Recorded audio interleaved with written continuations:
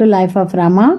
ఇదేంటంటే మనం కొల్హాపూర్లో దిగాం కదా, దిగిన వెంటనే కాసేపు చూసుకుని మళ్ళీ ఎందుకు ఒకసారి దర్శనం చేసుకుని వద్దామని చెప్పేసి గబగబా బయటకు వచ్చామన్నమాట. స్నానాలు అవి చేసేసి చూస్తే దర్శనానికి పెద్ద లైన్ లేదండి. చూడ్డానికి వెళ్దామని చెప్పేసి చుట్టూ ఆటో అతన్ని అడిగితే ఇక్కడే దగ్గరేనండి, వాకబుల్ డిస్టెన్స్ అని చూపించారు. వెళ్ళిపోయాం. ఆటో వాళ్ళు చాలా మంచి వాళ్ళు కూడా ఉంటారండి. మరి మోసపోతాం ఒక్కొక్కసారి, కానీ మంచి వాళ్ళు కూడా దొరుకుతారు బాగానే. ఇక్కడ మాకు బాగానే చెప్పారు. అందుకోసం ఆ గుడికి నడుచుకుని వెళ్ళిపోయాము అనమాట. లోపలికి అంతా మగవాళ్ళకి ఒక సైడ్ ఒక దర్శనము, ఆడవాళ్ళకి ఒక దర్శనం అనమాట.